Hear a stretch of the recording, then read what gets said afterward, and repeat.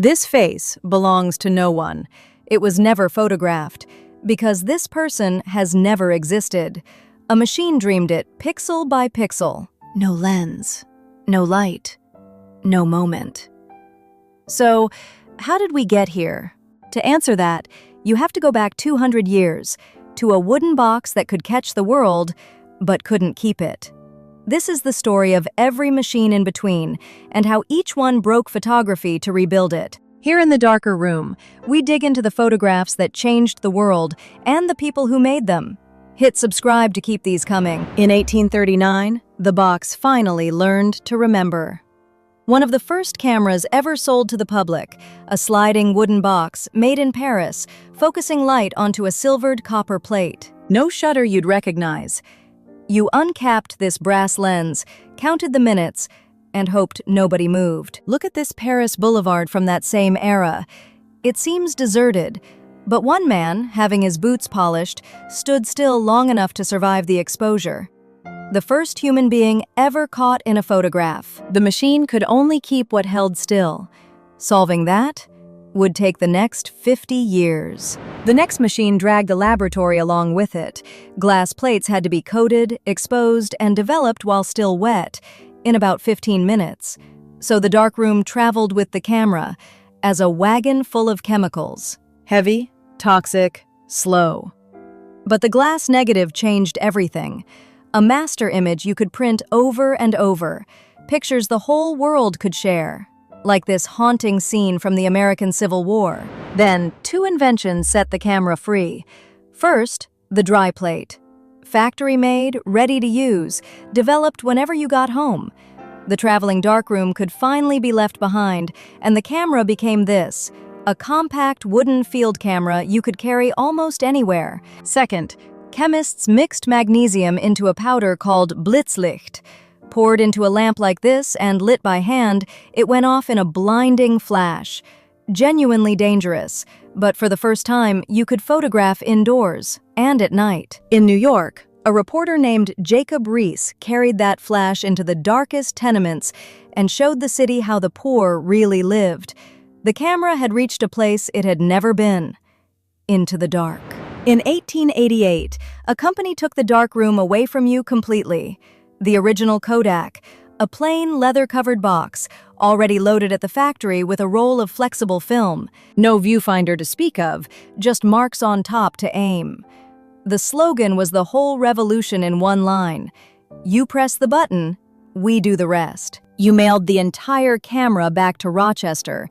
They developed your photos and returned it, reloaded.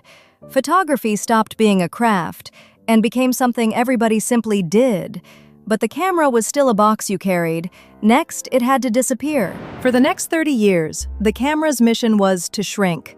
The vest pocket Kodak opened out on a little bellows, took a sharp picture, and folded flat enough to slip into a coat pocket. Soldiers carried it into the trenches of the First World War to photograph what they saw. The camera was no longer something you set up.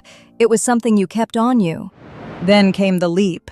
An engineer named Oscar Barnack at the German firm Leitz had weak lungs and was tired of hauling heavy gear. So he built a tiny camera around a strip of 35mm movie film, the Leica. Pocketable, quiet, fast. Suddenly, you could move through a crowd and take dozens of frames unnoticed. Candid street photography, and much of modern photojournalism was born from this one little machine. The camera had learned to disappear. 4 years later, the Rolleiflex offered a different idea. Two lenses stacked together.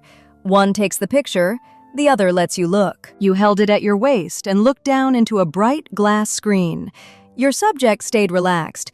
Nobody had a box in their face. For half a century, portrait photographers prized it for a gentleness you can still read in the pictures.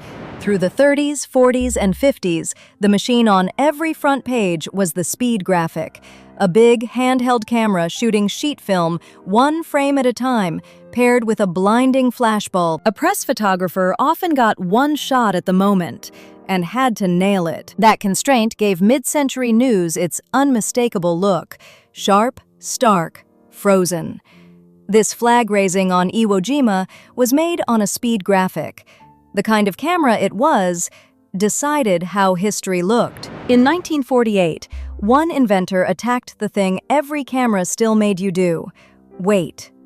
Edwin Land's young daughter had asked why she couldn't see the photo right away, and he set out to answer her. The Polaroid Land camera. The film and the darkroom were packed inside the print itself. Press the shutter, pull the picture out, watch it appear in about a minute. Honestly, when did you last have to wait for a photograph? Meanwhile, a small glass prism had quietly taught cameras to see through their own lens. Cameras like this pioneering Rectiflex put a pentaprism above the viewfinder. Hold it to your eye, and what you saw was exactly what the film would get. In 1959, Japan built an empire on that idea. The Nikon F wasn't just a camera, it was a system. Interchangeable lenses, motor drives, one mount from day one. Rugged enough to be trusted anywhere, it was carried by photojournalists through the 60s, and by astronauts. Japanese cameras took the professional world, and the old European makers never fully recovered. The camera kept getting simpler. In 1963, Kodak's Instamatic replaced fiddly film loading with a drop-in cartridge. You couldn't load it wrong, it only went in one way. More than 50 million sold in 7 years.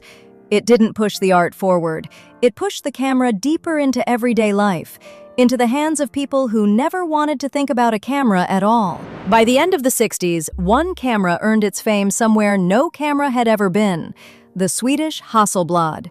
Modular, medium format, famously precise. Specially modified silver versions went to the moon with the Apollo astronauts. Nearly every iconic photograph from the lunar surface was made on one. Neil Armstrong shot most of them, which is why we see so little of him and so much of Buzz Aldrin, here with the whole scene mirrored in his gold visor. To save weight for the moon rocks, the astronauts left the camera bodies behind. Only the film came back. Then, a young engineer at Kodak removed the film altogether. Steven Sesson wired a lens, an electronic sensor, and a cassette tape into something the size of a toaster, the first self-contained digital camera. 10,000 pixels, 23 seconds to save one photo. The idea was even older. This ghostly grid, a scan of a baby from 1957, was the first digital image of all. For the first time, a camera turned light not into chemistry, but into numbers. And numbers don't stay still. The camera you could actually buy was still film, but it was quietly turning into a computer. In 1976, Canon's AE-1 became the first mass-market SLR run by a microprocessor. The chip handled the exposure. Millions of beginners got sharp, well-lit photos. 9 years later, the Minolta 7000 added autofocus with the motor built right in. Point, half press, done. The camera now did almost everything, leaving you with one job: deciding where to point it. And then digital grew up. Digital SLRs existed, but they cost as much as a car. In 1999, the Nikon D1 was the first that was fast, tough, and affordable enough for working professionals to actually switch. Within a few years, newsrooms and studios abandoned film almost entirely. 160 years of chemistry, quietly folded up and put away. From here on, a photograph was a file. Once the image was data, the camera could fold into anything. In 2007, the smartphone put a capable camera, a screen, and the whole internet into one slab of glass. Quick question: how many cameras are in the room with you right now? For most of history, taking a photograph was a deliberate act with a dedicated machine. Now we make more photographs every few minutes than existed in the entire 19th century. The camera has completely disappeared into daily life, which brings us back to the face. The strangest machine of all is the one that isn't a camera. A neural network dreamed this face back in 2019, and since the early 2020s, generative AI can conjure photoreal images from a simple line of text. No lens, no light, no scene that ever existed. Every machine in this story, the wooden box, the Kodak, the Leica, the phone, shared one thing. At the far end of it was real light, from a real moment. Generative AI is the first image machine to cut that thread. The picture no longer points back to anything that was ever there. So there's the roadmap. From a dark box that could only trace the world to a machine that invents it. Notice the pattern. Every camera solved the problem before it and created the next one. Over the coming weeks, we'll take these machines apart one at a time, how each really worked, what it broke, and the pictures only it could have made. The story of photography is the story of its machines. This is The Darker Room. Enjoyed this? A quick subscribe means you'll catch the next story the moment it lands. See you then.